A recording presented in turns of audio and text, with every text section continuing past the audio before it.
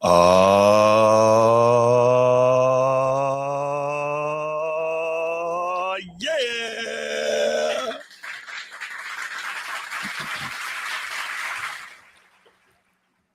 Welcome back to another episode of the Format Podcast Live, Tuesday morning NFL wrap-up edition.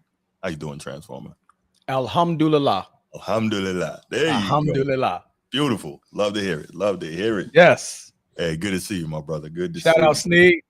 Sneed got what you need. I got it. No doubt. If you are watching live here with us or you're watching on the replay, thanks so much for being here. We're going to go ahead and do what we do, and we are going to run down the past week of NFL action and had some stinkers, had some duds, had some upsets, had some really exciting games. Another coach got fired. So, man, a lot going on, but we are going to get right to it. First thing we're going to do is, well, you know what? First thing we got to do is this, man. Happy Veterans Day to you, brother. Happy Veterans Day to you, all our family, our brothers and our sisters in arms, fathers, grandfathers, the veterans, all of you guys, man. We thank you guys so much for the service that you have done, the service that you will do in the future. We thank you for serving your country, and we're proudly serving next to you guys, man. So we wanted to absolutely appreciate you. Happy Veterans Day to you all. And also the spouses and the children that keep us going, the supporters, our friends, and our family. Happy Veterans Day to you all. Salute. Ready to. There we go. Shout out my main man, G. That is my battle buddy since 2006. We went through basic training and AIT together, Signal School. Man, got none but love for you, G. Happy Veterans Day to you. Happy Veterans Day to our main man, Chief Sid Bubba. And you'll get it again, but shout out to the boys from Annapolis. Shout out to all of you. Anchors away, my boys. Anchors away. Yeah, baby. Yeah. December 13th, man. Y'all tune in. We got something special for you guys. Ready to. There we got go. Something special coming up for you guys, man. Yes, me and Bruce are going to do something. We're going to do a little something. Ain't that right, Bruce? Yes, we are. Okay, man. Stand by for the announcement. Yeah, you guys gonna love it, man. We're excited about it. Yeah, we're definitely excited. Yeah, definitely. Shout out to Christopher Hagan. I know you watch the show sometimes as well. Shout out to you, Chief. Yeah. Shout out to Laker Nation, aka Coach T, and we're gonna run through those again for your service in the Corps, man. Couldn't thank you enough. Absolutely. Look, all you veterans out there, man. Nothing but love for you. Shout out to the For Life brother group, man. We've been holding it down in a group chat for over a decade now. My second ship from 2012 to 2014. We've been in the same group, and mind you, I don't see these guys in person that often, right? Yeah, like maybe years in between, but man, we talk. They're in my chat right now, blowing it up, man. Every single day, we're always giving each other love, man. So salute to my boys for life. Yeah, shout out to my brother Saeed Moussaid. Shout out to you. Happy Veterans Day. Shout out to my man Kareem Stevens. Shout out to you, Marcus Harrison. Shout out to you, man. All y'all from the 64th that we rock and roll together. Absolutely. All y'all from the 7th Signal, Chief Thompson, Chief Dixon, my main man, Sergeant Clark, man. There's so many, too many to name, Absolutely, to name. Man. If I didn't say your name directly, no, you're still thought of, you're still appreciated. It was an honor to serve with you, alongside you, all the smoking and joking. Sergeant Geist, by the way, he is the king of NCAA football, man. Yeah. That guy's tough. Sergeant Geist, Sergeant Mustafa, Scott, man, there's so many. But yeah, let's go ahead, because we can do let me add two more, man. My father, I appreciate you. Happy Veterans Day. Yes. My grandfather, may he rest in peace. Happy Veterans Day. Absolutely, man. My brothers, my cousins, all of my family. My little sister, yes. She's a new Army brat. Go Army, you know. Go Army, man. Go Army. I only say it because of her. Tatiana, man. That's my girl. That's my baby. Yes, indeed. Yes, sir. Man Down Mel. Shout out Man Down Mel for his service. And Motown Chris. Yeah, Motown Chris. Shout out Jay on the Man Down panel as well. Jay. Yeah. You've been on there with him, but he's also Navy. The glasses and the braids. So many. Older cat that he's on there, the Kansas City Chiefs guy. I'm thinking of Ja.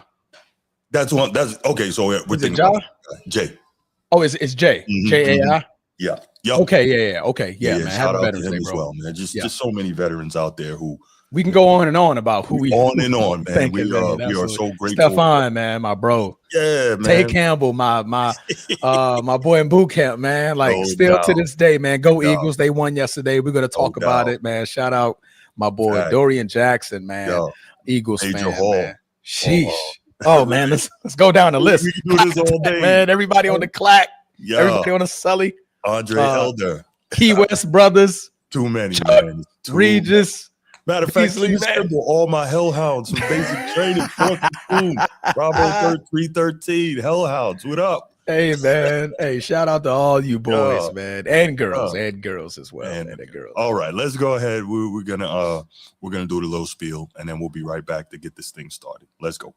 If you're watching here on YouTube, make sure you go ahead, click that subscribe, that like, that notification bell. Make sure you're kept up to date whenever we drop new content on the channel.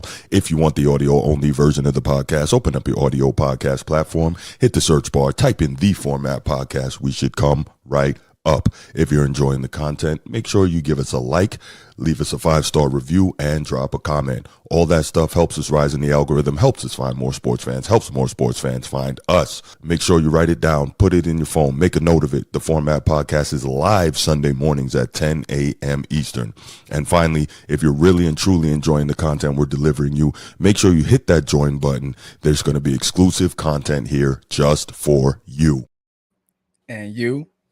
And you, and you, don't forget the good and blue. You and you, and you, and you, you too. You too. Yep. Hold it down. We'll be recording that members only later today or tomorrow. So you guys will have that soon. So look forward to it. Heads up, it's not about LeBron. Not directly. Directly, of course. Not directly. Respectively. He'll have a little mention, but it's not not the main focus. All right, but let's go ahead. Shout out to the channel members real quick. As I mentioned, Coach T, Chief Sid Bubba, Steve Splendor, King of the Chat, Baltimore Bruce, Nino. Stupid. What else, stupid? Nino, who else we got? Oh man, I'm forgetting. Steve, King of the Chat. Yeah, Steve, King of the Chat, Baltimore Bruce, Coach T. It's not that serious. Sneed got what you need. Need got what you need. There you go. That should be it, right? I think that's it. Yeah, that's everybody. That's it. Yeah. All right, y'all. We're growing, man. We're growing. It's hard to remember everybody without writing it down. Right. Yeah, for real. I need to just write it down and have it right here on my monitor, just so I can make sure I show everybody love for that. Because we appreciate all that you guys do in supporting the channel, man. Absolutely. All right, but let's go ahead and let's get it started. And let's run down these games. Transformer, let's go. Okay, kicking it off Thursday. You know, we like to rewind the clock all the way back to the Thursday night game. The Thursday night game hosted the Denver Broncos and the Las Vegas Raiders. Slugfest of defense and not a lot of offense at all. Both quarterbacks didn't even register over 150 yards in passing.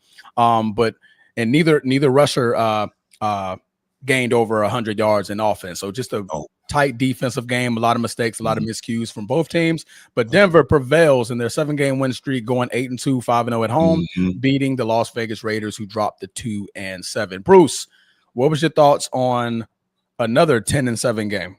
And that's where I was actually going to start. Isn't it an interesting coincidence that this week in the NFL began with a 10-7 and ended with a 10-7? I can't remember when's the last time I saw something like that. But so the Broncos, I want to believe they're one of the best teams in the league. Obviously, by record, they are, right? They're 8-2. They're on a 7-game win streak, as you mentioned.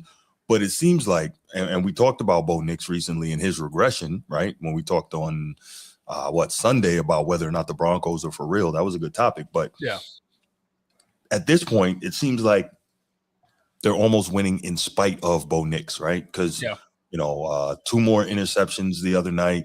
16 for 28, 150 yards, 5.4 yards per pass against a bad team in the Raiders. There's no excuse for that. It's almost like his coach, while he says the right things publicly, doesn't trust him to try and go downfield. So everything is dink and dunk. Everything is the short stuff. I don't even know. This game was the Broncos defense pulled it out. Like, I don't even know where else to go with this. It was not an exciting game. Not much happened in this. And don't get me wrong, I'm a guy, as a Ravens fan, I love defense. But this one, hard to watch. It is. It is similar to the game last night, and we'll get to that in a moment. Yes, we will. Yes, But we will. it's a battle of defenses, man, and it's one of those rivalry games where it's just like, hey, we know this opponent all too well. Yeah. And you don't have two quarterbacks that can light it up. Like Geno Smith has his games where he can light it up. Yeah. Bo Nix has his games with his legs that he can light it up. Mm-hmm. But both teams, man, I mean, it was more turnovers than it was touchdowns, right? Right. Bo Nix had 2 interceptions. Geno Smith had an interception. There goes 3 turnovers with only 1 touchdown through the air and 1 touchdown through the ground with both teams, respectively. Ashton Jeanty, man, it's people are ready to say, Boise State, small market team, you show it out over there, but you're not doing it in the NFL. I think he's playing relatively well. He is. I think he's playing well. It's just it's his offense, the way it's ran, and its quarterback, right? Some games you got to get your running backs going early to make them more valuable and wear down that defensive line when you're rushing the football, open things up for your quarterbacks.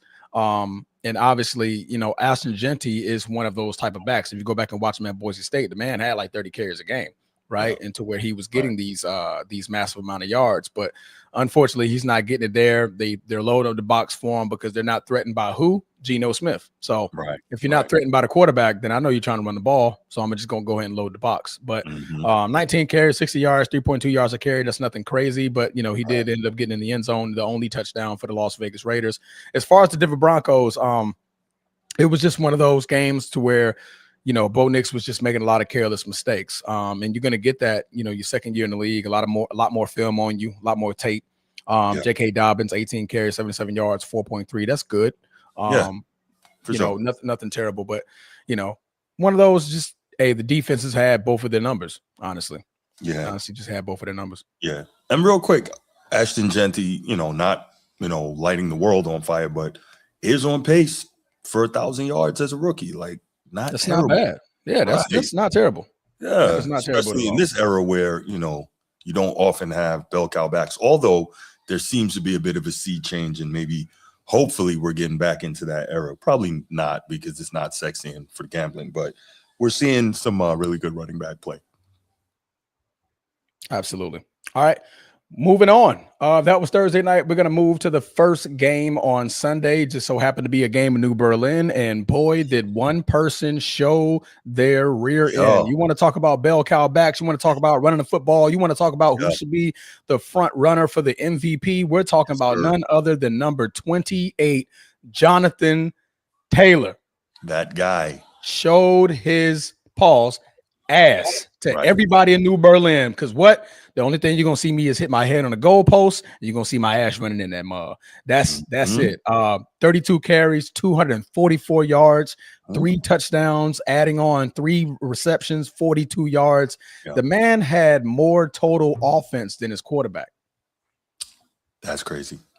You know what I'm saying? Not more total. I'll take that back. Daniel Jones did have 53 yards rushing, but he rivaled his quarterback through the air and ground with his legs.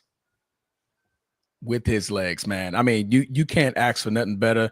Right now, he's on a trajectory to come close to LaDainian Thomas's record for most touchdowns. He's on pace for a 2,000-yard season. He gets 2,000 yards and 26, 27 touchdowns. I will be pissed if he doesn't get MVP. I would too, but they're still going to try not to give it to him, bro. Granted, Matthew Stafford's doing one hell of a job. We're going to get to him later. Oh, yeah. But Jonathan Taylor, what more do you need to do as a non-quarterback to get the MVP? We spoke about that last Sunday. I'm not going to go heavy on that. The man has 7.6 yards a carry. Right.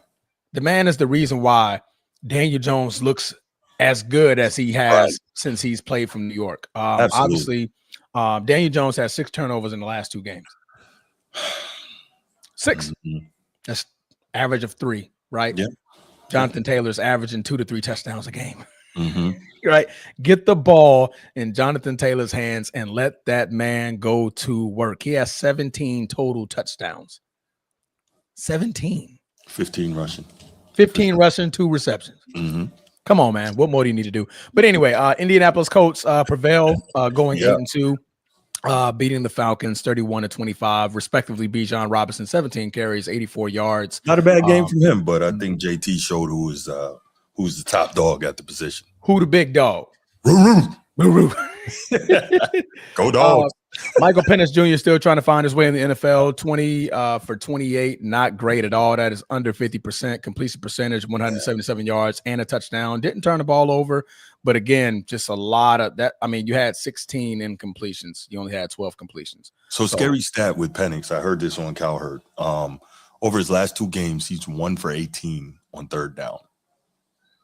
That's what? Damn. Yeah. And his last 3 games under 50% complete, under 60%, completions.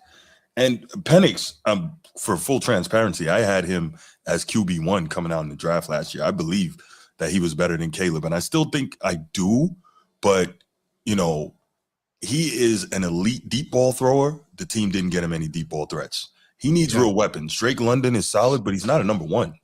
Let's think about this. Atlanta, and we'll get to the game itself. I'm digressing a moment when we're talking about Penix here.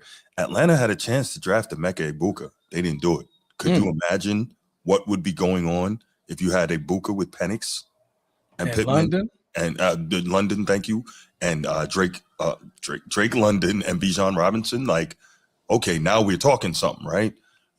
Penix needs a real number 1, and they are doing him a disservice by not putting the weapons around him. He's more athletic than people think, but he's a pure drop back passer. And you're not providing him the defense to take advantage of the guy that you drafted. Yeah. Knowing what he was. So yeah. Frustrating. No, absolutely, man. I mean, you hit it right there on the nose. Drake London is a very great number 2. He's a big receiver, right? Yeah. But it just has a lot of games to where it's hit and miss. He can, run most of the route tree. Mm-hmm. But like you said, man, I mean, for a young quarterback, you're going to need weapons. You look at J.J. McCarthy over there in Minnesota, where he has, Justin Jefferson. He has Jordan Addison. I think he don't have T.J. Hockenson no more. Who's their tight end? I forget. Kyle Pitts. No, in Minnesota. Oh, it was T.J. Hockenson, but he's gone. Yeah, I can't remember. I can't remember. But anyway, I mean, there's valuable weapons to take the pressure off him. He has a solid running back and Aaron Jones Sr. And hold on, I'm looking up the depth chart real quick. I'm trying to figure out who it is. It is, drum roll, please. Oh, no, it is T.J. Hockenson. Okay, so it is T.J. Hockenson. Yeah, he's still there. I thought he left. I thought so too. Yeah, I thought he left. But, you got T.J. Hockenson, Justin Jefferson, Jordan Addison, Aaron Jones Sr., Jordan Mason, who was a dog in San Fran, who's backing up Aaron Jones Sr. So he has weapons, valuable weapons on offense to make himself better. So, I mean, you just hope that Atlanta just looks at this season, takes it for what it is. You're not going to win the division. That's the Bucs division to have as of right now. And you just go and try to, look for some pieces to add on in the draft. So, AJ Brown is going to be a name to put on your radar because Philly's going to move on from AJ Brown. We're going to that's going to be the last game we talk about. AJ Brown is on the move this offseason. I wholeheartedly think that he's on the move. So, but yeah, Colts prevail. Oh man, what a game, man! I mean, this game, obviously went into overtime. Thanks to Jonathan Taylor, and in overtime, he pretty much sealed the deal by doing what he does, and that's running the football effectively. Daniel Jones, man, just turn around and hand it off. Jonathan Taylor had 32 carries. Daniel Jones had 26 passes. I'll take that any day. I'll take that any day. If Jonathan Taylor is getting more totes than you guys are throwing the ball, you guys are playing an effective football game. That's right. Absolutely. That's right. Yeah. So Daniel Jones was playing extremely well early in the season. And just to reiterate the point that you made, 3 fumbles this week, 1 lost, and obviously the interception. So that's 4 turnovers. Not 4 turnovers, but, he's literally out here trying to give the game away. He's kind of come back to earth. They've got to figure out some way to do better with that. Now, some of that is like strip sacks. So you got issues in pass pro or what have you, but they got to figure out how to clean that up because you cannot waste this, even if he doesn't win an MVP caliber season by Jonathan Taylor. You just can't. So they've got to figure out a way to clean things up with Daniel Jones. And Daniel Jones is costing himself money. So he's got to be careful with these turnovers. he's probably going to end up getting franchised after this year instead of getting a new long-term deal. But I mean, if I'm the coach, that's exactly what I'm doing. That's exactly what I'm doing. I mean, he's done nothing to prove that you're worthy of a max contract. Right. You know, so, or it's like or give him another deal like what he has right now, like 3 years, what, $33 million a year. I can live with that because that's also a tradable contract. You know, I'm able to move off of that one, give him a little guaranteed up front. That way the next team is probably paying what, 25 million a year for a Daniel Jones. And if they look at the formula on what's making Daniel Jones is great, if you got a good running game, I can take a Daniel Jones if my team is leaning and searching for a potential gap stop quarterback. So yeah, for sure. All right. Moving on over to the next game, we have the Bears playing the Giants. Now, the Giants have recently fired, finally, Brian Daboll. So shout out to Micah, not Parsons, but Micah in the chat. Right. Our lovely member, who's a diehard New York Giants fan. He's been praying and searching for this to happen. And as soon as that game hit the fourth quarter and I witnessed them dwindle away a 20-10 lead, I knew he was getting fired. And I text you in the group. I'm like, oh, this is it. This is it. This is where they just had enough. They're like, nope. I'm sorry. Nope. I mean, granted, you lose your number one receiver. You lose your star running back. And then in the fourth quarter, you lose Jackson Dart to a concussion. Yeah. Russell Wilson shouldn't have been the first person off the bench. Should have been Jameis Winston. Yes. Should have been Jameis Winston. You've seen what Russell Wilson can do, and that's nothing for when he steps in and has to take place for Jackson Dart. Right. Put Jameis Winston in the game. What does Jameis Winston do? Eat W's. He's trying to go out there and win. Right. If anything, if the pass isn't there, Jameis Winston still got wheels. He can run. He's a game player. He's a great game manager. He could have managed to keep the Chicago Bears defense on the field and let the offense run out the clock. Russell Wilson not doing that. No, he's not. It's time for Russell Wilson to retire, Bruce. I agree. This is his third stop in 4 years? Broncos, Steelers, and now the New York Giants. Your third stop. It's okay, bro. You're a champ.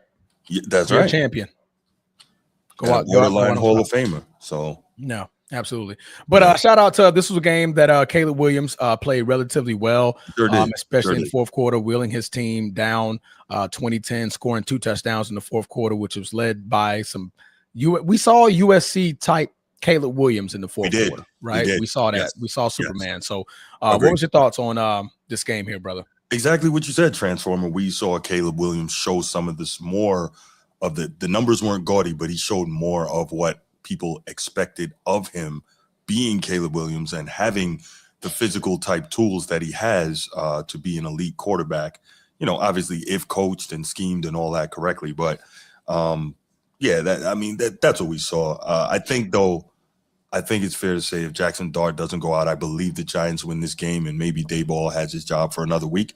But real quick to go back to that, Daboll being fired as the Giants head coach, I was listening to Matt Hasselbeck talk on The Herd, I think yesterday, and one of the things he said was that it wasn't even necessarily the losing or it wasn't even necessarily the, blowing the fourth quarter leads. It's the fact that Jackson Dart is the Giants' future, and he's been in that blue tent 4 times already this season.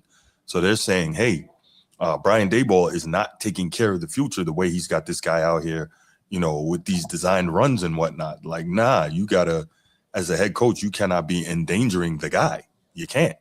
And so I think he was saying, he being Hasselbeck was saying that's a big part of the reason that Brian Daboll is gone. So just wanted to kind of reiterate that point, which I think is very viable, especially if you look at Jackson Dart yesterday, 19 of 29, 242 yards, no touchdowns, but also no picks, and a QBR of 74.5. Really good numbers for the Rook, right?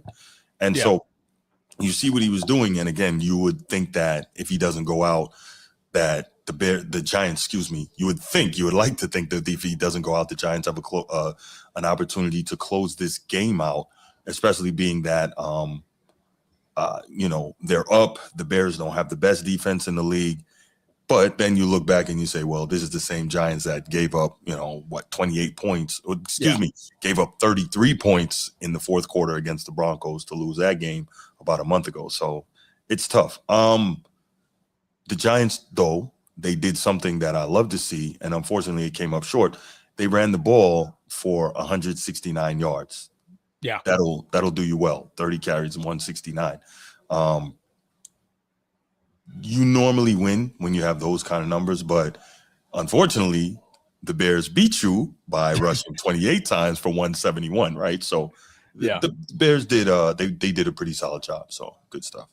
No, absolutely, man. I totally agree. Run game prevailed for both teams up until the fourth quarter for the New York Giants.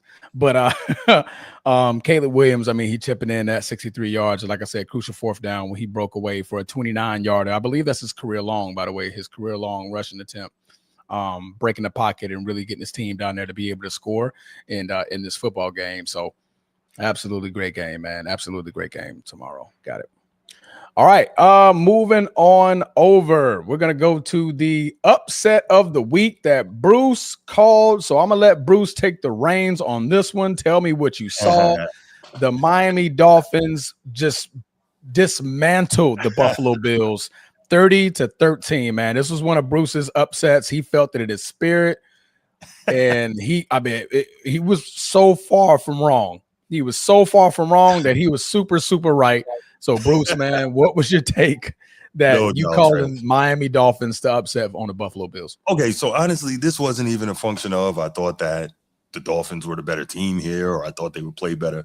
None of that. It's just that if we go back through the years, New England, who is consistently one of the better teams in the league, always hated to go down south around this time of year from New England to Miami, and they would always get upset. I don't know if it's Miami with the partying and all that stuff, or if it's Miami going from the cold in the upper Northeast all the way down to the tropics and all of that.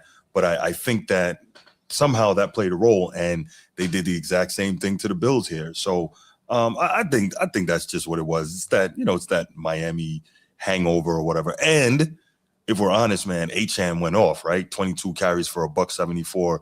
He really did his thing, and the Bills weren't able to effectively stop the run.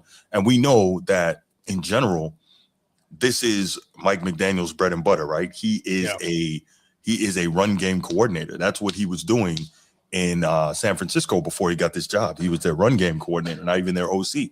So that's what he likes to do. And when he gets an opportunity to get the run game cranked up, he's going to do that. And you saw it, 32 carries for the team for 197 yards. That is the way he wants to play. He wants to play similar to Shanahan, but he doesn't have the mentality and he hasn't built the culture of toughness and physicality the way Shanahan did in San Francisco. So he wants to play that way, but he hasn't built it that way. You know what I mean? Yeah. But this is what they were able to do. They were able to run all over the Bills and really keep it under control. And they got their Miami upset win. And that's not going to save Mike McDaniel's job, I don't think. But, it maybe saved it for another week, right? No, absolutely, man. I mean, you hit it on the nose. I didn't see when you guys were doing the rundown. I didn't see it, but you did, and that's all that really matters, man. I was like, man, I don't. He thought I was crazy, and and shout out Man Down. He said he wanted to pick it with you. He was like, man, I normally pick an upset. Yeah, he was like, I was leaning on it, but I just didn't have the guts to say it. And he was like, Bruce said it. He was like. He called it, man. So salute to you, man. Salute to you. Obviously, Josh Allen, when he starts off slow, the game's over. I got you. Clearly, when we saw this against the Patriots game. When he starts off slow and they're behind the sticks or they're behind the scoreboard, they're not doing much to get back into the game, with the exception of the Ravens. And that's when the Ravens had one of the poorest defenses in the league, right? Yes. Lately their defense has stepped up. But it's hard for him to put the team on his back, especially when shout out Keon Coleman, but he's not playing relatively as well as I thought he would be, or getting the proper play that I thought would happen for that offense to be flourishing. James Cook, who was second in the league in rushing, he's obviously not able to run the football when you're down 17, right? So he's only limited to 13 carries, 53 yards, and he's going to be used more as a passing back. As you see, he has 5 receptions. But It's just one of those slow starts, man. And the Miami Dolphins and Mike McDaniels, like you said, man, drew up a nice little scheme to keep that defense at bay. And the Buffalo Bills, their defense isn't somebody to be scared of either. If you can score on those guys and you can defensively hold Josh Allen to some field goals, or in this game, no points for 3 straight quarters, you're viable to win that football game. And the Miami Dolphins did just that, man. Devon Achane, he showed his behind. 22 carries, 174, 2 touchdowns, a couple of big ones that he broke away, pause, and they won the football game. Miami Dolphins still suck though. They're pretty bad. This was just one of those games. Miami Dolphins, Miami Dolphins number 1, 2, 2, 2. For a week, man. They playing that game. Somebody said the other day they saw no, it was Nick Wright. Salute to Nick Wright and What's Right podcast. I think What's Right with Nick Wright or whatever. But he stated he likes to reference that the Buffalo Bills Super Bowl is beating Kansas City in the regular season. And he said since they beat Kansas City last week, they went down to Miami to celebrate. You know what? I can see that. They went down to Miami to celebrate the Super Bowl victory, and just so happened they forgot they had to play a football game as well. And obviously they showed up to the stadium not realizing that, hey, you got to stop a running back named Devon Achane. That's their best weapon on their offense, and clearly he showed you why. So no doubt. Yeah, that was funny. The man had over 230 yards in total from scrimmage. Yeah. Want to shout out my man G in the chat, man. That's my battle. Like I said, man, we've been down for almost 20 years now. Basic training, AIT, 25 Bravo, Signal Corps, go Army, beat Navy. What up, G? What? When last time y'all beat us? 2 years ago. Yeah, exactly. Don't bring up old stuff. It's go Navy, beat Army. No, it's always going to be go Army, beat Navy. We hold the reins right now. It doesn't matter if y'all beat us 10 years in a row. I'm not changing what I say. You should be saying go Navy, bro. I'm never going to say that. You must be. Can we move along, man? We can move along. Thank you, sir. Proceed. We can proceed. Talking grease. Next game. Speaking of Baltimore and him being on this high horse, we're going to talk about Bruce's Baltimore Ravens. The Baltimore Ravens defeated the Minnesota Vikings and Brian Flores' defense by 27-19. In the game, Lamar didn't quite look himself, but he looked good enough, to win the football game. Sure. Bruce, this is your team, and this is on a must-win trajectory that the Baltimore Ravens are on pretty much every week until they play Pittsburgh. Every game is a must-win. What happened? And that's exactly the point. Every game is a must-win. Baltimore knows what it has to do. Baltimore has got their guy back. Brian Flores always, you go against any team that's coached by him, that defense is going to give you problems. They are schemed up well. They play well, but Baltimore was able to have some effectiveness running the ball 36 times for $152, which, enables you to have some level of balance. Lamar didn't go off, but he also didn't turn the football over, had a touchdown, and at the end of the day, the Ravens don't turn the ball over. The Vikings turned the ball over twice. We got 2 picks off of them.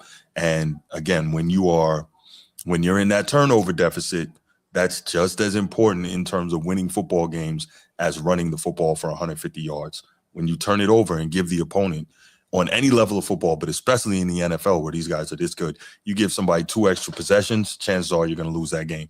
And the percentages are crazy about, how often you lose a game when you lose the turnover margin by 2. So, Baltimore did what they had to do. And I think it's also big, and it's worth noting for the second year in a row, defense starts off just horrendous, but now is kind of rounding into form as the season goes along. Now, you would have hoped that the defense kind of started off from the beginning, but I guess when it's more important, and again, knowing, like you said, that every game is almost do or die, but you need to go on a run here, get this momentum, get yourself playing the right way, and get yourself in a position to go into the playoffs, maybe even host a home game, depending on what happens and how the numbers play out. But at the end of the day, got to find a way to win. And Baltimore has been doing that, 3-game streak now. And so there you go. No, absolutely, man. I mean, just premier showing from the Ravens. I mean, obviously their defense has woken up. Granted, it's JJ McCarthy, but you still got the turnovers that you needed to win this game. shutting down Justin Jefferson to 4 Yeah. receptions, 37 yards. Them having Big. to go to their number 3 receiver, Jalen Naylor. Naylor. There you go. You said Yeah. it right. Jalen Yeah. Naylor. Thank you. Uh, Justin Jefferson had 12 targets, Mm-hmm. and you held him to 4 receptions. Right. Bravo defense. Mm-hmm. Bravo defense. That's the Ravens defense that we've expected to see over the Right. course of this over the season, and they're doing exactly what they need to do. Like you said, and I said, every game is a must win for these guys. So every week you're expecting the same Baltimore defense to come out there and play, get the ball back in Lamar Jackson's hands, because he is one of the top 3 quarterbacks in the NFL. So boom. Appreciate you, Be Ready Sports Podcast. The rehab is going very well, man. Yesterday I got my behind beat in rehab, so they're trying to ramp it up. The next stage is going to be me placing weight, utilizing weight, extra weight on my knee. So man, I appreciate it, brother. Shout out Coach T. Shout out Appreciate Coach you. T, Happy man. Veterans Day, brother. Yeah, happy Veterans Day, man. Absolutely. All right, man. You got anything else about the Baltimore Ravens? Nah, man, This is your moment. No, good win, and just continue. When you're in this situation, you have to take it one at a time and just try to, it sounds what is it? Cliche, but you got to go 1-0 every week. I mean, it's that simple. Absolutely, brother. Mm-hmm. Baltimore Ravens are 4-5. They're still slated as the favorites to win the division, and that's thanks to the Pittsburgh Steelers, who lost, and we're going to get to that later. But before we get to that division, we're going to talk about the Cleveland Browns. Cleveland Browns. Guy Snead. Oh my God. Cleveland Browns lose to the Jets, who only have 54 passing yards. Crazy. Dylan Gabriel wasn't terrible in this game.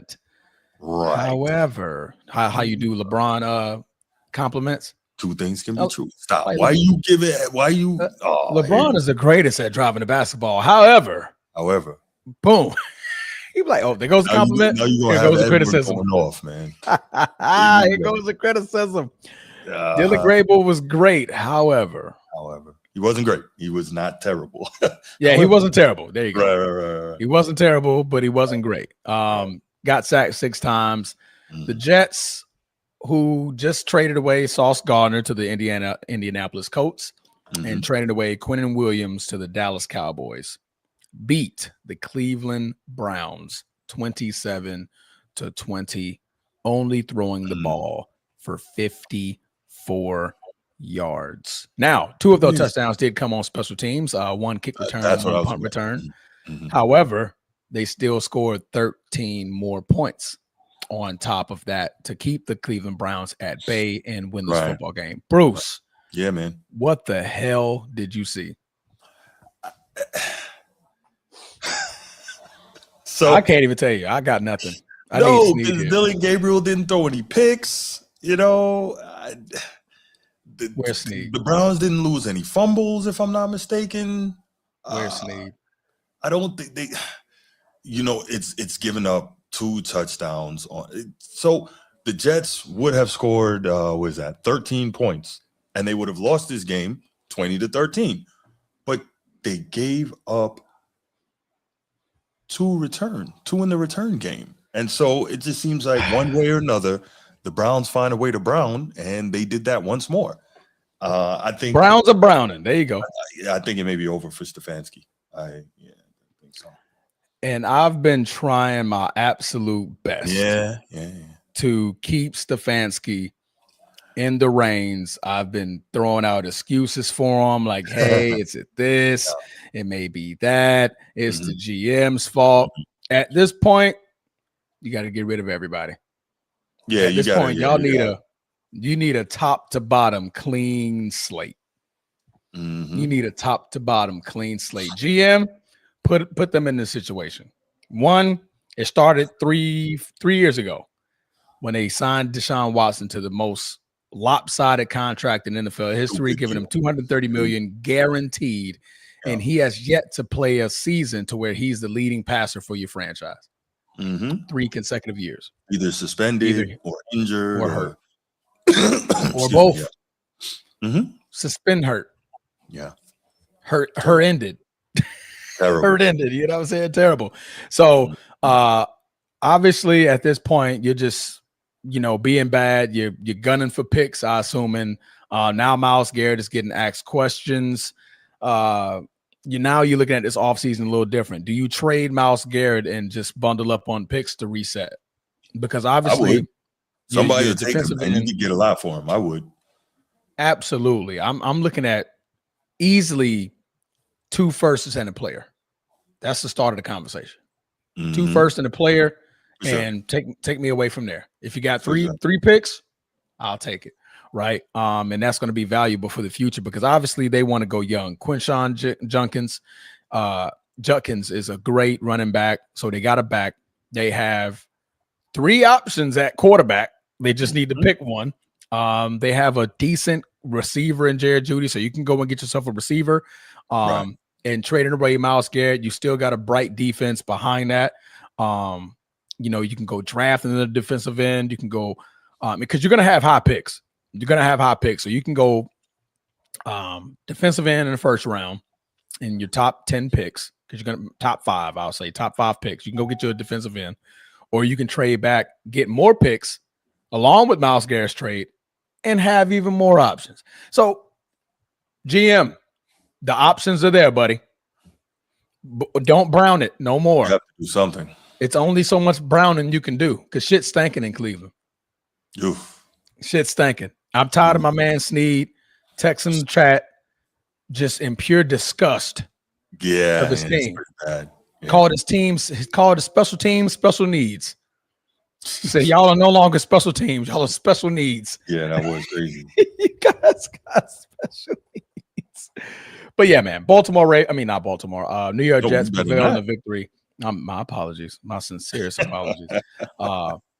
Justin Fields, man. Justin Fields, he's going to be one of the best backups in the league next year.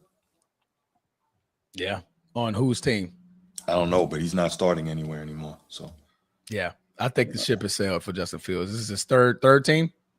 Yeah, because Chicago, Pittsburgh, New York. Yeah. Maybe he needs to come south. Maybe the North isn't working for him. Maybe he needs to come south. Maybe he needs to be the next backup in San Fran. Because obviously that's where careers go to get relived, revitalized, rejuvenated. Backup Matthew Stafford. I'm pretty sure Sean McVay could do something with those legs. Pause. He could definitely do something with his speed. So I think he needs to go to a team that utilizes heavy play action.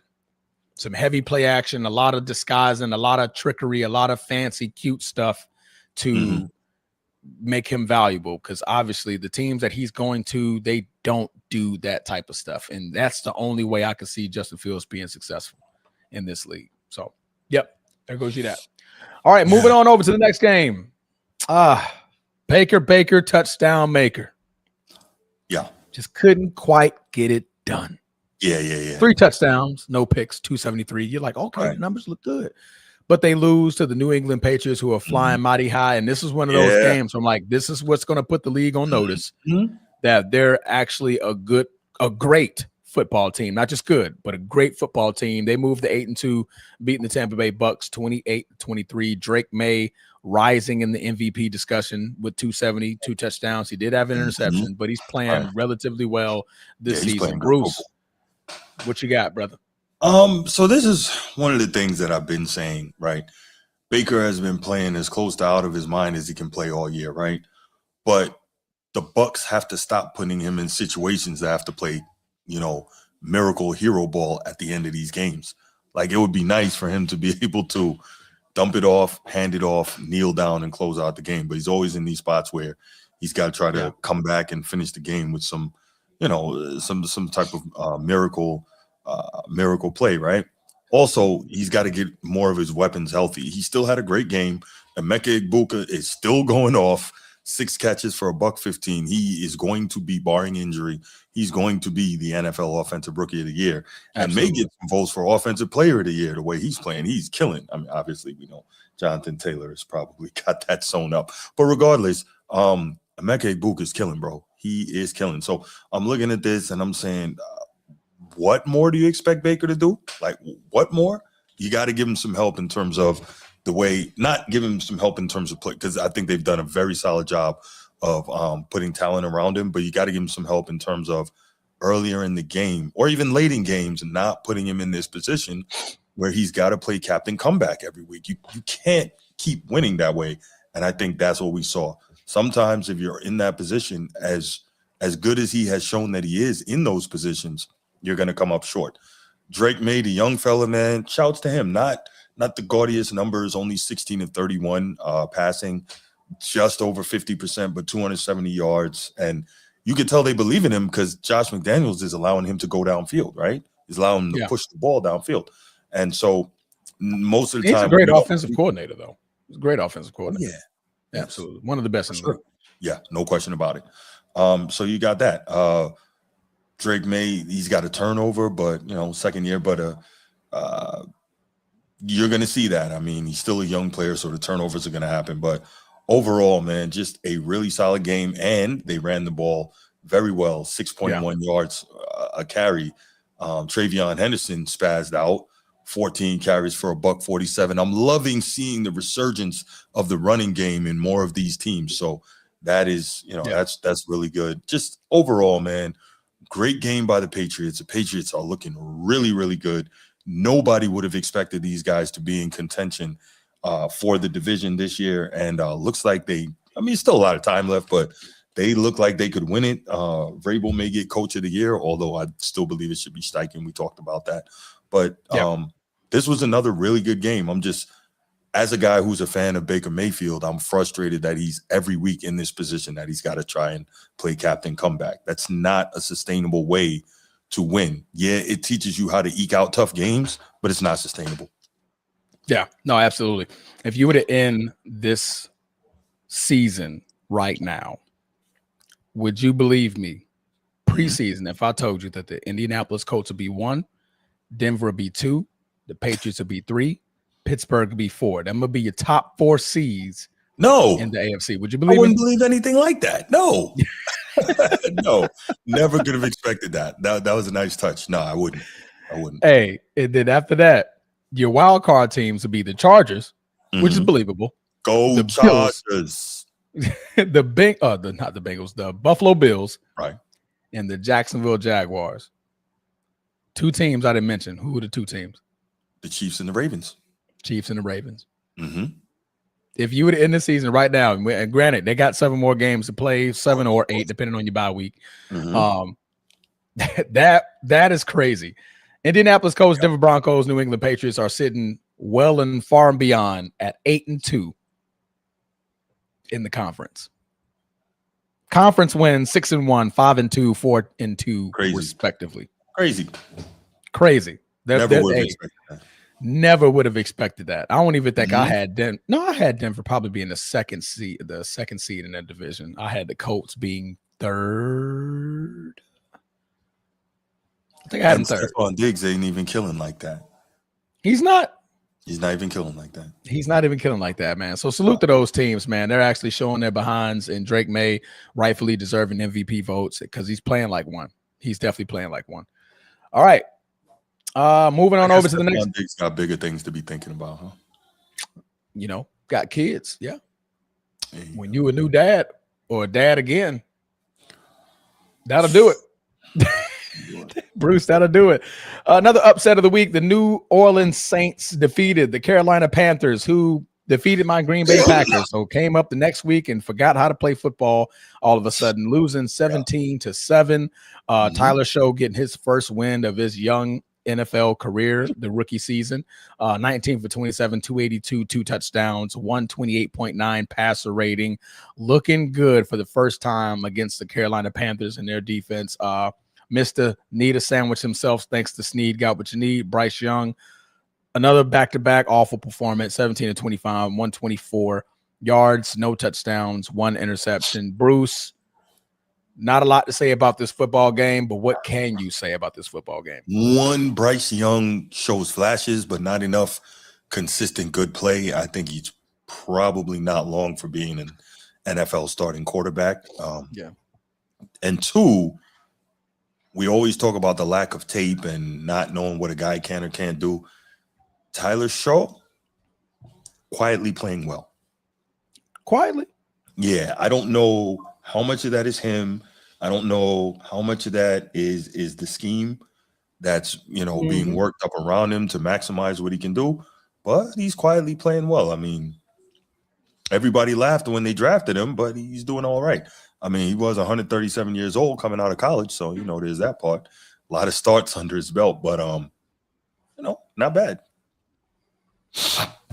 That's a lot more than what I had to say. Yeah, that's something I've been kind of paying attention to a little bit, Good. I'll end it there. I really got nothing to say. I truly don't. This was a game I didn't even have on my radar for the week. I thought the Carolina Panthers would have won this game. Not easily, but they would have won the game and just moved on because the Saints are a bad team. Carolina just showing that they're hit and miss. They were flying high with the 5-4. If you would have asked them like, hey, by week 9, 5-4, would you take it? They'd be like, yes, absolutely. And then now, you're 5-5. So the division is starting to run away from you. Looking back at the standings here, they are 2 seeds away from the last seed of the NFC. So still possible that they're in the fight, but you're falling behind in the divisional race. So that's not going to be too good for you. But other than that, that's all I got. Tyler Show, I mean, bravo. I mean, you beat up on the Panthers. Right. We know you're not afraid of cats. So good job. All right, moving on. Jacksonville Jaguars. Step to the front, please. Jacksonville. Duval. You put on, and I thought my team put on a master class. You put on a master class on how to show your ass in a very bad way. Master class on how to go in the fourth quarter and give up 26 points. Blow a 19-point lead. The second highest comeback for the Houston Texans since 2013. Oh, good stat. Good stat. Thank you. I like that. You're welcome. To a backup. It wasn't even CJ Stroud. Right. It wasn't even CJ Stroud. Davis Mills, I haven't heard of his name. I can't tell you the last time I heard his name. Mm-hmm. You were up 29-10 in the fourth quarter. You couldn't even get a freaking field goal on offense. Stay off the field defensively, and you allowed the Houston Texans to put a foot in your behind in the fourth quarter. Trevor Lawrence, 13 for 23, 158, 1 touchdown, 1 interception. With a 19-point lead, brother, that ain't going to get it done. Not at all. And I'm sorry, I'm here to tell you. Trevor Lawrence, you're on the hot seat, brother. You're officially on the hot seat in Duval. 5-4, you're not out of the race yet. You're currently 7th in the playoffs. So that's what you're holding on to, but right behind you is the Kansas City Chiefs. And they want that spot. They're going to come get that spot. Right now, you guys are deserving of nothing. This is awful way to blow a game in the fourth quarter when you need every freaking game to stay in this juggernaut of a freaking AFC. Mm-hmm. You need it.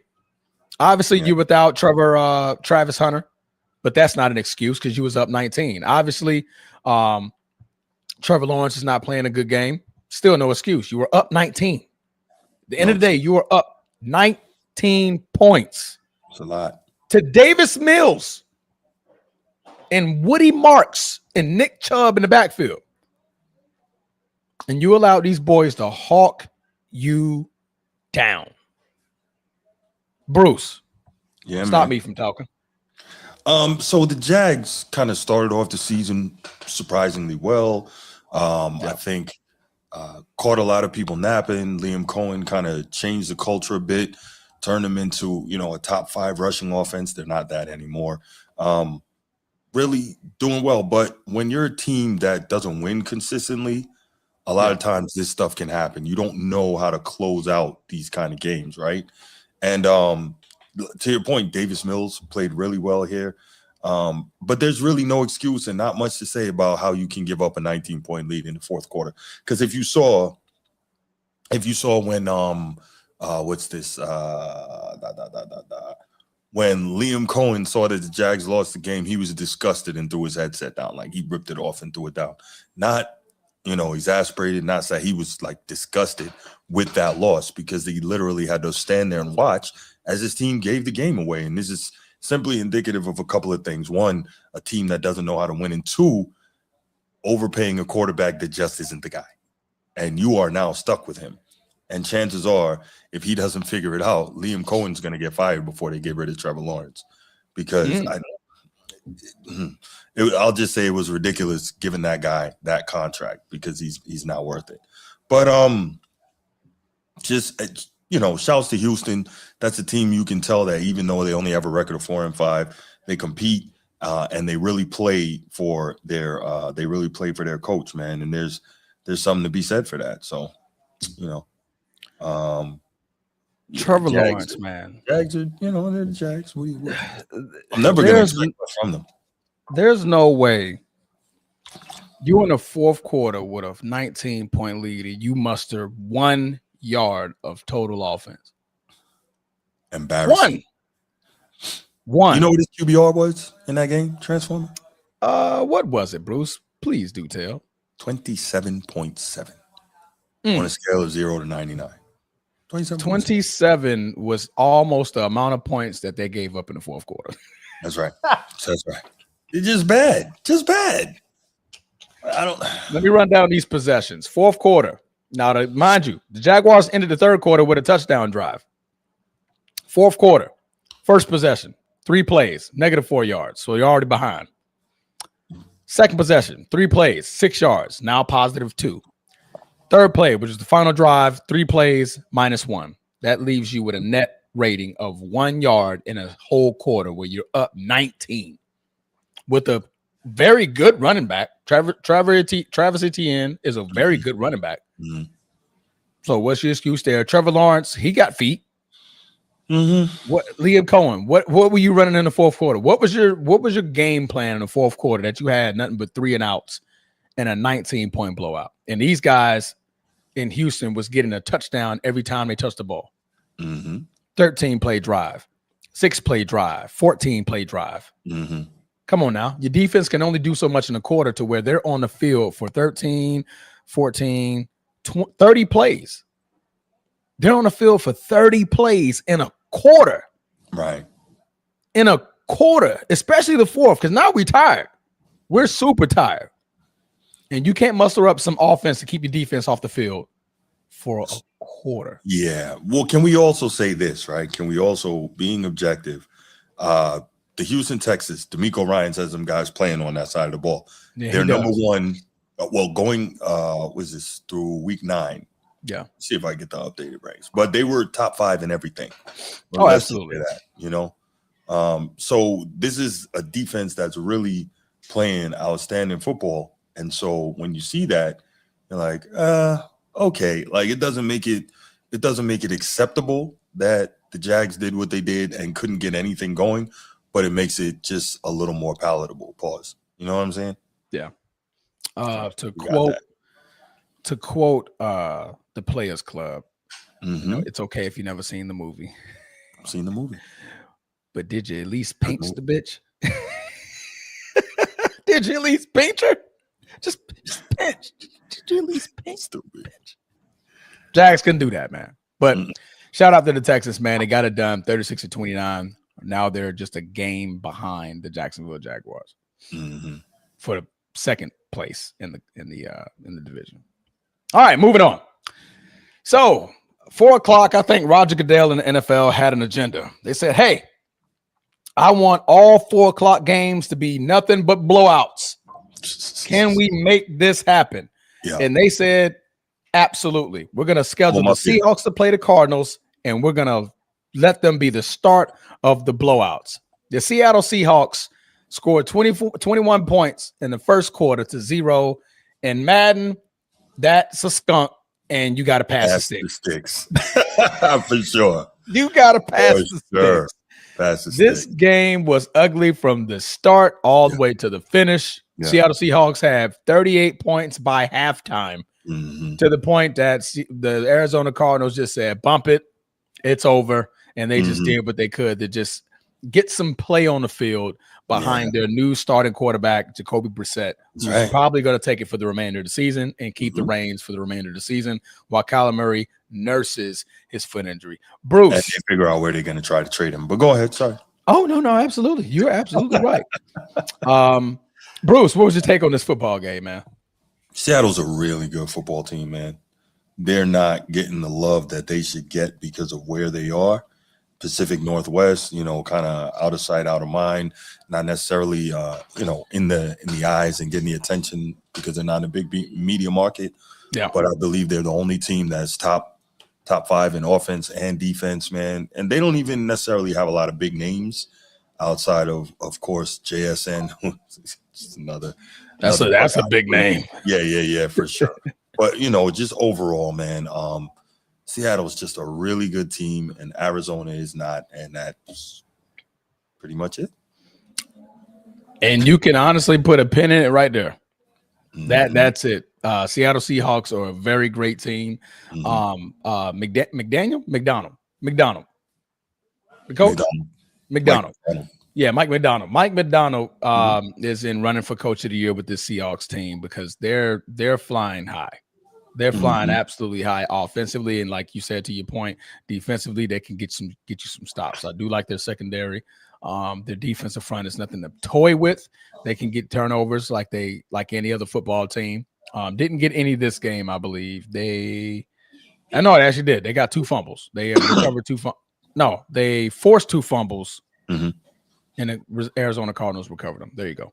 But yeah, man, it was just a beat down by all proportions. Don't play with your food and get them out of the way. 21 skunk in the first quarter, past the freaking sticks, and that's exactly what Arizona did. So in this case, we're going to pass it on to the next game. So the next game, Roger Goodell and the NFL called it. They said, hey, Rams, we need another blowout for a 4:00 game. And the potential MVP, Matt Stafford, said, say less. I got 2 guys. I got 2 guys at the receiving end that can get me numbers. And guess what? You got 2 guys at the what? At the receiving end. Pause. Oh, man, come on. Guys at the receiving end. What are we doing? As a receiver. Oh, my God. What are we doing? There's no other way to phrase that, bro. You just, I got 2 elite receivers. How about you say that? 2 elite receivers, whatever. You got 17 and 12. Sure do. You got 17 and 12, and both of those guys can find the end zone. Is that a pause? No, did I say that good? Okay, that was good. No, that's good. Right. That's good. Kyron the Siren, 14 carries, 73 yards, 2 touchdowns. Devontae Adams. Oh, I'm sorry, I said his name. Oh, please forgive me. Please forgive me, number 17. Please forgive me. 6 receptions, 77, and a touchdown. Puka Nacua, 5 receptions, touchdown. Kobe Parkinson, 4 receptions, touchdown. They were just wheeling and flipping dealing that San Francisco defense from the first quarter all the way to the fourth quarter. Bruce, what was your take? I believe the stat is Matt Stafford is like the first player ever to have like 3 straight games, 300 plus passing yards, 4 touchdowns, and no interceptions. That's kind of wild. 300 this game. Was it not 300? Yeah, 280. 280. Okay, then I'm a little off on the stat, but it's somewhere in that vicinity. But Matt Stafford is playing out of his mind, man. And that's a guy who definitely should be in the MVP conversation that nobody's talking about. He is getting busy. And he's got 25 touchdowns and 2 picks on the season, bro. Yikes. Yikes. No, he's, as you said, man, they're moving and grooving right now. And they're playing really good ball. And it's a shame because the Niners aren't that bad, but they are just beset by injury, man. There's not a lot they can do right now. So really, if the Niners make the playoffs, Kyle Shanahan is a dark horse coach of the year candidate for keeping these guys, up and viable with all the injuries that they're dealing with. That is tough, man. They are Fred Warner, Nick Bosa. Mm-hmm. Those are your two key cogs on that defense. Yeah, like you're missing you're a down lot. Both of them. You're missing a lot. Starting quarterback for what it's worth, Brock Purdy. Yeah, of course. Yeah. So, yeah, right. That just popped up, but it's I don't know. The Rams are really, really good. They're also 7-2, right there among the best teams in the NFC, right there with Seattle. I think they play Seattle this week. That's going to be a hell of a matchup out west. Yeah. So that's kind of what I take from it. The Rams are really playing extremely well, just kind of chugging along. Matthew Stafford's in the zone. Can't wait to see how it turns out. No, absolutely, man. Matt Stafford is now second in the league in MVP odds. He is tied with Drake May at plus 300. And no talk of Jonathan Taylor. I'm not done. Jonathan Taylor, what did I say last week? There were 13 I think quarterbacks in front of him. 11th or something crazy like that. Yeah, it was a handful of quarterbacks that were in front of him. Now there's only 2. Oh. Yeah. Somebody's watching Jonathan Taylor now. Or the Format Podcast. Or the Format Podcast. Absolutely. Right. They're probably like, you know what? They're right. In that 3 touchdown game, they're like, damn, okay. Jonathan Taylor may have 2,000 yards and 20 plus touchdowns. Mm-hmm. Wait a minute. Right. He might be in conversation. So right now he is currently 3rd in MVP voting, only behind Drake May and Matthew Stafford. Listen, I like Drake May, but he shouldn't be ahead of Jonathan Taylor in MVP voting. I mean, but he's a quarterback, right? Quarterback award. Let's see. Yeah. Behind Jonathan Taylor, let's see. There's 1, 2, 3, 4, 5, 6, 7, 8, 9, 10 quarterbacks in front of the next available non-quarterback, and that is Jackson Smith and Jigba. You want to hear the names? Yeah. Patrick Mahomes, Josh Allen, Sam Darnold, Justin Herbert, Jared Goff, Jalen Hurts, Lamar Jackson, Baker touchdown maker, and the guy that I'm going to put my foot in later on, Jordan Love and Daniel Jones. Gotta love it. Daniel Jones. That just shows the obsession with quarterbacks. Because if you're taking Daniel Jones over Jackson Smith and Jigba, you on crack. There's something wrong with you. Right. Yeah. Cocaine is a hell of a drug. Yeah. And as Steve said the other night, no mention of Myles Garrett, right? Let's see. Myles Garrett is not even on the list. In their defense, though, Cleveland is a losing team. So perhaps very if they were bad team, he might be up there. But what's the Bengals record? Ain't like 3-6? Not good. Let's say a bye. What's the Bengals record? The Bengals are 3-6. That is only 1 game better than the Cleveland Browns, but Joe Flacco's on the list. But he's a quarterback. That shows you right there how much the NFL loves quarterbacks, because Joe Flacco is on a list and Myles Garrett is not. Yeah, it's the same thing in college with the Heisman. Mm-hmm. He's in front of Jahmyr Gibbs, by the way. I digress. All right. So speaking of blowouts, shout out to the Rams for filling in the second blowout, but Roger Goodell wasn't done. He said, no, we need another blowout. We need another one. He called the Detroit Lions. He said, hey, Dan Campbell, can you put foots in the Washington Commanders? We know the president is going to be at that game in Washington. He's going to be in the booth and he's going to be talking. Can you give me a third blowout? Dan Campbell said, hold my beer. I'm actually going to call the plays today, and we're going to make sure we put foots in the Washington Commanders. Another blowout by epic proportions, 44-22, beating the Washington Commanders. Yeah. Jared Goff, another 300-plus yards game, 3 touchdowns. Jahmyr Gibbs, who I mentioned earlier. 9.5 yards a carry, bro. 9.5 yards a carry. Yeesh. And David Montgomery, who was the knuckles to his Sonic, had 4.7 yards a carry. That's pretty good. That's pretty darn good. Done. They had a combined rushing total of 226 yards and 2 touchdowns on 33 carries, averaging out to be 6.8 yards per carry. You know what's funny? Jonathan Taylor did more than that by himself. But anyway, I digress. And less carry. I want to say he had the exact amount of carries. I'm trying to get this guy to the MVP. That saying something like that alone, that should put the NFL like, okay, all right, these boys got a point. Yeah. Jonathan Taylor had 32 carries, so he had one less carry than the entire Lions team, and had 244 and 3 touchdowns. And so he had more touchdowns and more yards on than less the entire Detroit Lions team with one less carry. Mm-hmm. Voters, listen to what I just said. This is the Detroit Lions we're talking about. And Jonathan Taylor outpaced the entire rushing side of the Detroit Lions in a blowout victory, a 44-point game. Right. Jonathan Taylor said, nah, I could do better than that. Matter of fact, I'll handicap him. Let me get one less carry. Hold my beer. But anyway, Dan Campbell got it done. Not much to say about the Washington Commanders, but the Detroit Lions, again, looking scary. Bruce, what did you think of Dan Campbell's play calling? Do you think he really called the plays? Well, some are saying he was the final de facto. Right. So he had the play sheet in his hand. Right. So the final de facto, of course, he's listening to his coordinators, receiving coordinators, running backs, and he was like, what do y'all like? What do y'all like? And he was the deciding factor on whether they're going to run or pass. So the final de facto play caller. So in a sense, you call the plays.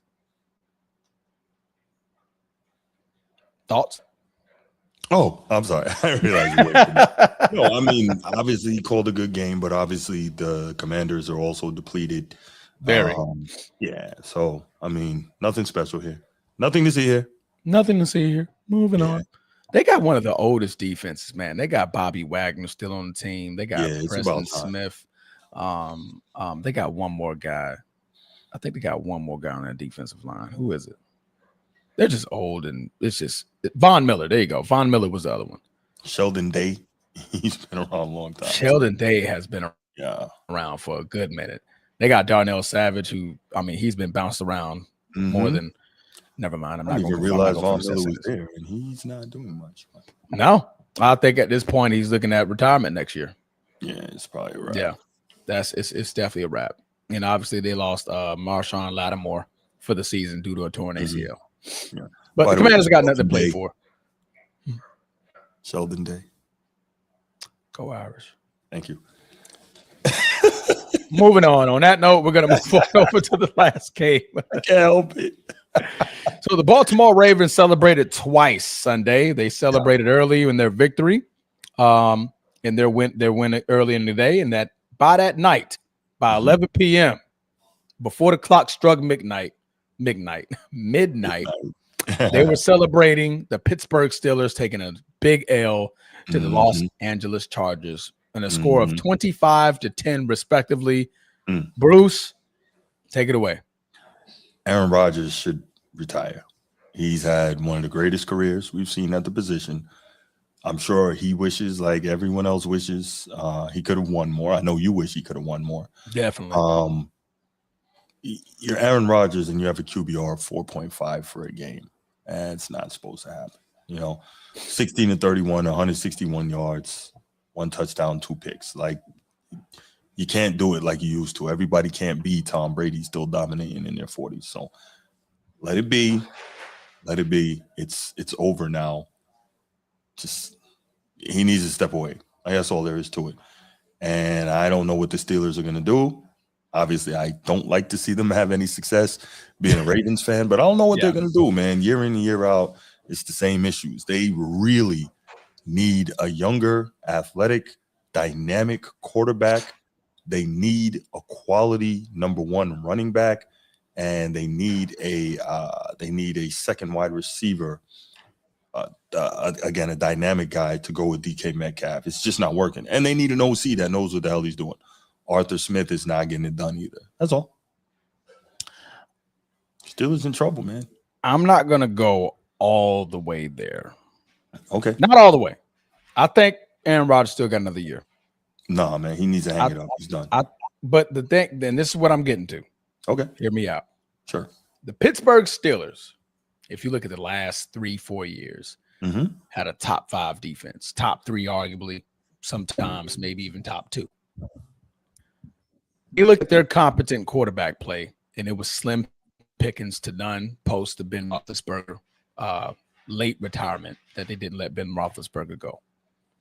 The game plan to me, if I'm looking at Mike Tomlin, I'm in the damn office before they make this Aaron Rodgers signing, was like, hey, give me a quarterback that doesn't turn the ball over, that I can count on in the fourth quarter, and that doesn't just give away a game in the fourth quarter. Mm-hmm. Aaron Rodgers, so far, has checked all of those boxes. Mm-hmm.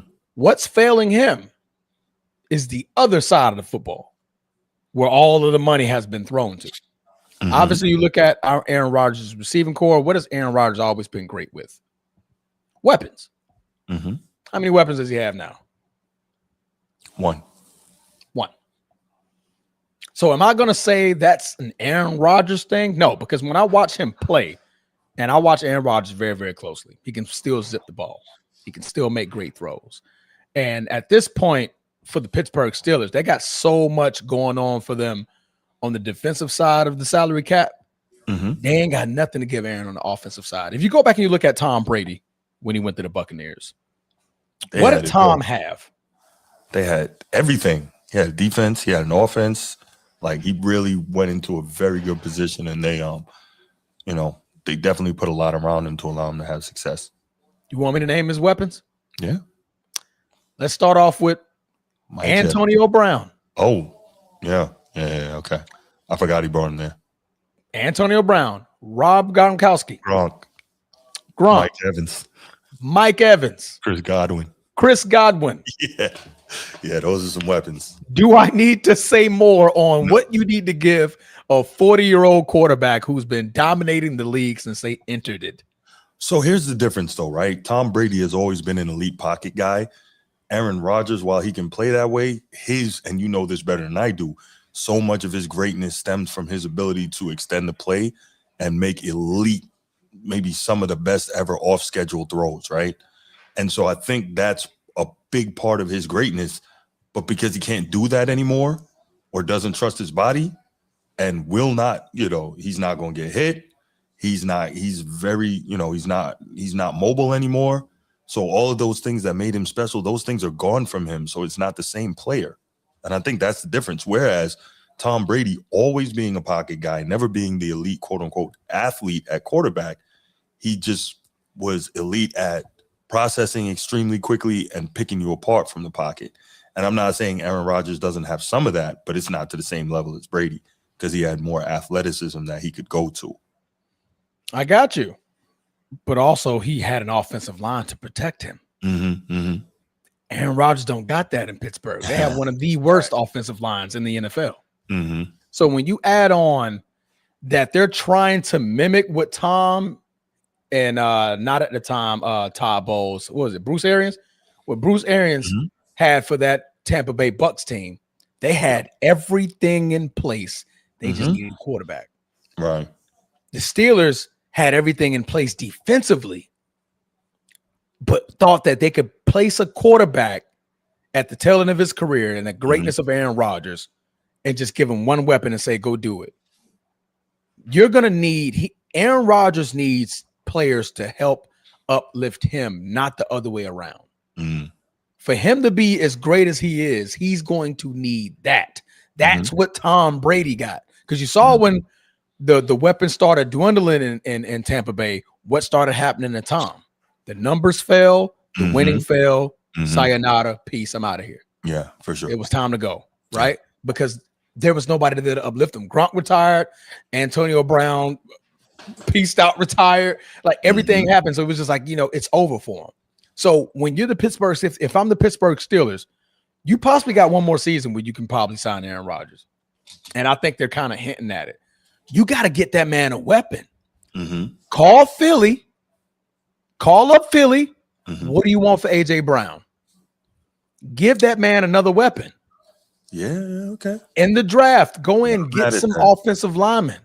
You have to protect Aaron Rodgers, and you have to get him the weapons like Tom. You're trying to mimic the Tom Brady effect. That's how it worked. That's how it worked. Yeah. The Tampa Bay Bucks were a playoff team They just needed a quarterback. Jameis Winston was turning over the ball too much. That was it. Tom said, "Oh, all I got to do is not turn the ball over. Say less. I got 1, 2, 3, 4 weapons to pick from. Say less. No doubt. Not to mention that he still had they had the running back from Jacksonville, the one who used to go to a club a lot out here. What's his name? LSU. Oh, Leonard Fournette. Leonard Fournette. They had Leonard Fournette. They had every piece in place for Tom Brady to be successful. Pittsburgh Steelers do not, unfortunately. So I'm not going to put this all on Aaron Rodgers, as big as his name is, because he's completing 66.8 completion percentage, 97 passer rating. I'm not mad at that. 18 touchdowns, 7 interceptions, and some of those interceptions are definitely on his receivers because they just bobbling the ball up for some stupid reason. 1,800 yards. I'm not going to scoff at that. You know what I mean? It's just that he needs weapons in front of him to help him be more successful. That's just my opinion. That's just my opinion. But shout out to the Chargers. Anyway, we were hyping on the Pittsburgh Steelers and Aaron Rodgers a lot. Yeah. But Chargers got it done.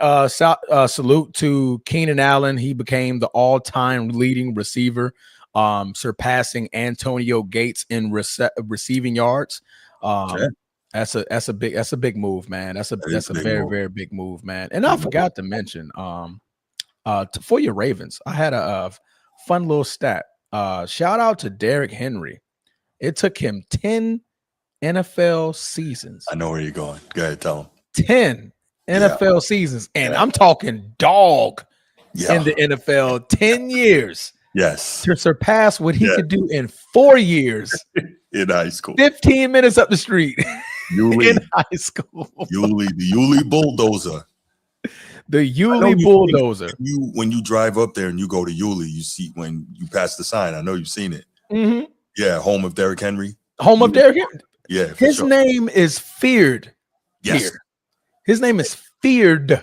If y'all don't know what Transformer and I are talking about, please go on YouTube and look up Derrick Henry high school highlights.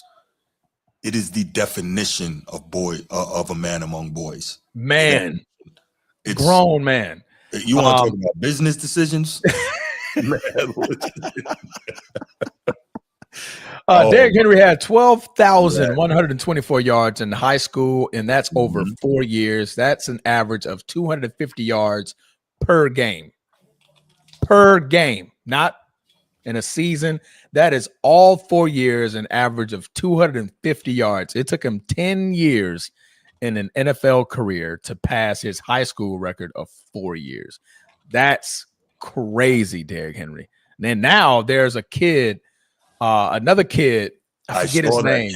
Yeah. And he's on pace to break that record. I think he's averaging like 300 yards a game. Like that. Yeah. Say it again. He's from Nebraska or Iowa or something like that. Yeah, some Midwest team. Some Midwest team. And he's on pace. He's on pace to break it. I think he needs like 300 yards or something like that over the course of the next 4 games or something. I think he's like short like 1,100 yards or something around there. It's something around there that he's able to pass it. And right now he's averaging like 300 yards a game. So it's crazy. But yeah, salute to those guys, man. Keenan Allen, Derrick Henry, making some history in their own right in their victories for the season. Last but not least, and we're going to wrap this show up here. Boy, oh boy, oh boy. I got nothing to say. I'm just going to let you do your thing. All right. Jordan Love, Matt LaFleur, Romeo Dobbs, Bo Melton. Come to the front of the congregation, please. Wait, I'm sorry. I do have one thing to say. Packers, can y'all please stop winning so I can see y'all? I can stop seeing y'all getting cursed out by Transformer after these games. Can y'all please get on your grind and do what you're supposed to do? Because look. Green Bay Packers. I'm sick of this shit. Oh. I'm sick of it. Yeah. I am tired. I'm exhausted of this inconsistent offense. The definition of inconsistent is the Green Bay Packers. Yeah. Offensively. We've lost 3 games this year. Bruce, Yes, do you want to hear the scores of these 3 games that we lost? Would love to hear them. What you got, brother? Browns, 13-10. 10 points. The next week, we scored 40. Second loss, Carolina Panthers, 16-13. Last night, 10-7. $250 million quarterback, running back, boatload of receivers, bunch of number 2s masquerading as number 1s. And we only could muster 10, 13, and 7 in the 3 losses that we have. Now, 2 of those teams, I'm shocked that could even be possible. Cleveland Browns and the Carolina Panthers. Philly, I expected their defense to step up, but not to hold us to 7 points in Lambeau. Back-to-back games, y'all have only scored 20 points total in Lambeau. In Lambeau. Title Town. Lambeau. Jordan Love. What the hell are y'all doing offensively? Please explain to me how you're only mustering 20 points of total offense when the defense is doing their job. In the 3 losses that we have, defense gave up 13 points, 16 points, and 10 points. What am I missing here? Matt LaFleur, stop this methodical, lethargic, slow offense tempo. Please. We got speedsters on the outside. Quick concepts. Muddy up the works. This slow, walking it up, check, can. And we move all the way down to the 3-second mark and we're hiking the football. What are we doing? If you notice in that last drive, the only drive in which the Green Bay Packers scored a freaking touchdown, hurry up tempo. Catching the defense on their heels, allowing these speed receivers to make plays real quick, get the ball out fast. This lethargic walking up, slow handing off to Josh Jacobs and expecting big plays off of play action, that's not going to work. It's predictable. I know you're going to run play action now. I know it. I know all I got to do is put 2 receivers on Christian Watson because you're going to throw a 50-yarder. I know it. I'm on my couch and I can see this. How the hell, as an offensive coordinator and an offensive coach, Matt LaFleur, are you still running the same concepts? The same basic stuff? You're down Tucker Kraft, cry me a river. You're down Jaden Reed, cry me a river. We still got other speedsters that are on that field who can run and hurry up style offense. Up tempo, quick concepts, get the ball out. Look at what Aaron Rodgers did so great. Hurry up. Hurry up. Some players we can walk up slow, and that's when we got a freaking lead. Last night, we couldn't score a fucking point till the 4th quarter. Jordan Love. Man, I don't know what to say about you right now. But please stop making the dumbest decisions in the world.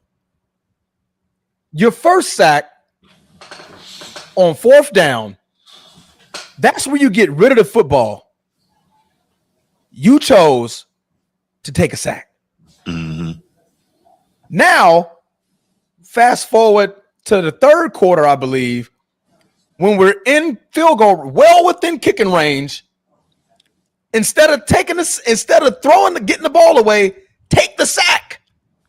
And now you're just trying to do stuff that you don't need to do, and you cause a fumble, no points on the board.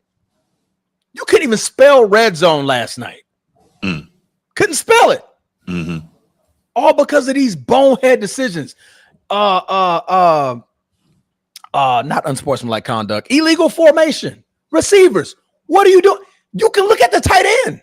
Just look at where the tight end is at and go off of him. If you know the play, you know what route to run. Look at the tight end. Back up. Come on, man. It's simple stuff. It's simple stuff that shouldn't be happening as a Green Bay offense who is a title contender in the run of a tough not only a tough conference, a tough division. The Detroit Lions, the Minnesota Vikings, the Chicago Bears, they're right there. Green Bay, please figure it the hell out. We went so long with a great offense and not a great defense. Now it's in reverse. We have a great defense, top 5 defensively in all categories. No way we should be putting up 10, 13, and 7 in Lambeau. No way. I digress. I'm going to get off my high horse. Shout out to Philadelphia Eagles. Now, they didn't play a great game either, but this is more so I'm pissed off because I'm the Green Bay fan. Y'all see the football back there. Y'all see the cheese. But Philadelphia Eagles, Bruce, win this football game 10-7. Yep. In a snooze fest of a first half. Both teams not scoring a touchdown to the fourth quarter. Jalen Hurts, 183 yards, 1 touchdown. A.J. Brown, 2 receptions, 3 targets, 13 yards. Bruce, he's gone in the offseason. Yeah, that's what it looks like. He's out of there. I will be on the phones right now, mustering up the best offers I can get for him. For sure. Because obviously you don't need him to win. No, you don't. You're great with what you got. Devontae Smith is a great receiver. You got Saquon Barkley. Will Shipley is a great running back. Tank Bigsby is a great backup. I didn't see AJ Dillon. Shockingly, I didn't see AJ Dillon in his return and playing Green Bay. I thought I would have, but maybe he's battling an injury, maybe not. But whatever the case may be, they got Dallas Goedert there at tight end. Jalen Hurts did what he needed to do in the fourth quarter. Off of a great breakout for Saquon Barkley. It was only so much that the Green Bay Packers defense could do before that kid breaks away. Micah Parsons is not as effective when they can run the football. Green Bay, you need to take a lead early if you want to get Micah Parsons going. Yep. You gotta make it predictable to where they got to throw the ball. And on fourth down, when Philadelphia kept trying to go for it on a key third down, third and long, Micah Parsons said, thank you, because I know you got to throw it. Jalen Hurts, come here. I'm coming. Rashawn Gary, I'm coming. Pause, because that sounded crazy. I said it twice. I'm coming. And obviously they held up there into the bargain. Offense, that's awful in Lambeau. That is awful. That is awful, man.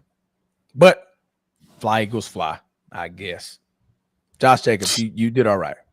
I'm not mad at you. I am mad at the fact that you tried to stream upfield instead of going outside when you know you should go to the flat. But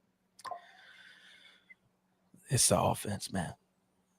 It's the offense. It's still go pack go. We're 5-3-1. As it should be. It was still 5-3-1 with numbers where we have the last wild card position. And Philly could be 4-5 like the Ravens, right? Yeah, you could be. I could be 4. No. Honestly, we should be 8-1 if they take care of business and do something offensively. We could be 8-1.